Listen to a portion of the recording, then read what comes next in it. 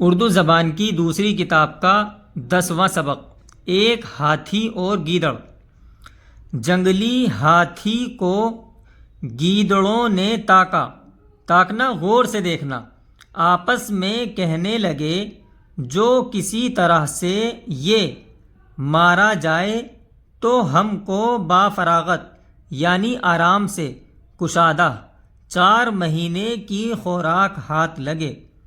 ایک بوڑھے خراٹ گیدڑ نے وعدہ کیا، خراٹ تجربے کار، کہ دیکھو میں کسی نہ کسی حیلے سے اس کو ٹھکانے لگاتا ہوں۔ حیلہ یعنی بہانے سے اس کو ٹھکانے لگاتا ہوں۔ ایک روز مکار گیدڑ ہاتھی کے پاس گیا۔ مکار دھوکے باز اور بہت ادب سے سلام کر کے بولا، جناب عالی آپ اجازت دیں تو میں کچھ عرض کرنا چاہتا ہوں۔ ہاتھی نے پوچھا، تم کون ہو؟ کہاں سے آئے ہو؟ جواب دیا کہ حضور میں ایک غریب گیدڑ ہوں۔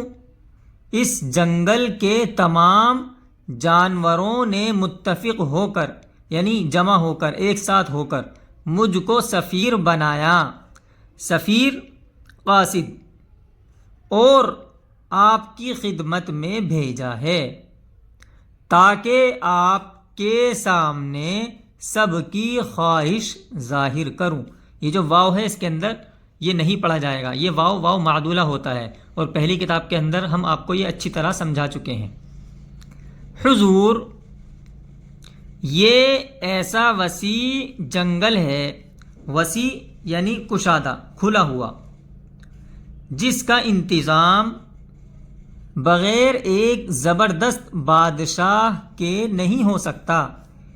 انتظام یعنی دیکھ بھال، اور جب تک اچھا انتظام نہ ہو کوئی جانور امن چین سے گزران نہیں کر سکتا۔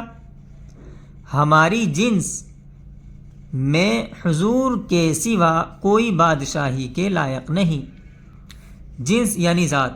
اگر آپ اس بڑے منصب کو قبول فرمائیں، منصب یعنی عہدہ، تو ہم سب بہت شکر گزار ہوں گے۔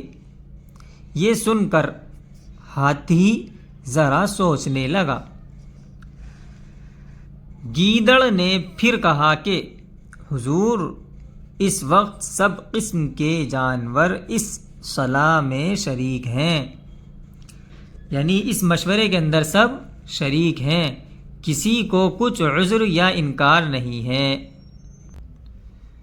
شاید دیر لگنے میں کسی کی رائے بدلے اور آپس میں پھوٹ پڑے، بہتر یہ ہے کہ جلد تشریف لے چلیے اور اپنی بادشاہی کا اشتہار دیجیے۔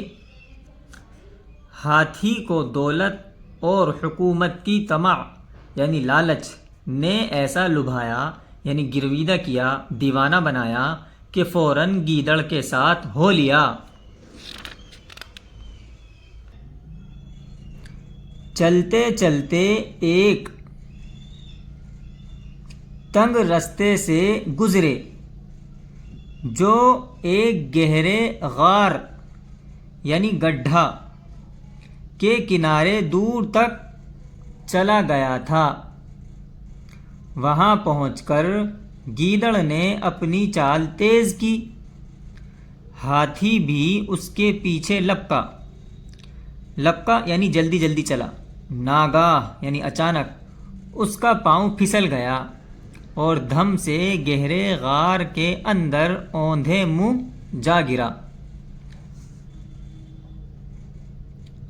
جب یہ مصیبت پیش آئی تو بیچارہ ہاتھی چنگھاڑا یعنی ہاتھی کا چیخنا، چنگھاڑنا ہاتھی کا چیخنا، اور بہت عاجزی سے گیدڑ کو پکارا، اے پیارے رفیق، اے پیارے ساتھی، کوئی ایسی تدبیر کر جو میری جان بچے۔ اب مکار گیدڑ مسکراتا ہوا لوٹا اور جواب دیا، خداوند لو میری دم پکڑ کر اوپر چلے آؤ۔ خداوند آقا۔ اس وقت ہاتھی کو معلوم ہوا کہ جو کوئی لالچ کے مارے دغا بازوں کی بات پر فریفتہ ہوتا ہے یعنی گرویدہ ہوتا ہے، اس کا انجام تباہی اور بربادی کے سوا کچھ نہیں۔ آخر ہاتھی غار کے اندر پڑا پڑا مر گیا اور گیدڑوں کے غول یعنی ان کا گروہ جھنڈ نے اس کو تکا بوٹی کر کے بانٹ کھایا۔ تکا بوٹی ٹکڑے ٹکڑے کر کے اس کو بانٹ کھایا۔ قطع وہ بڑا ہی کمینہ پاجی ہے۔ کمینہ بد خصلت، پاجی ذلیل، جو دغا سے نکالتا ہے کام۔ ہوشیار آدمی کو لازم ہے کام کا پہلے سوچ لے انجام۔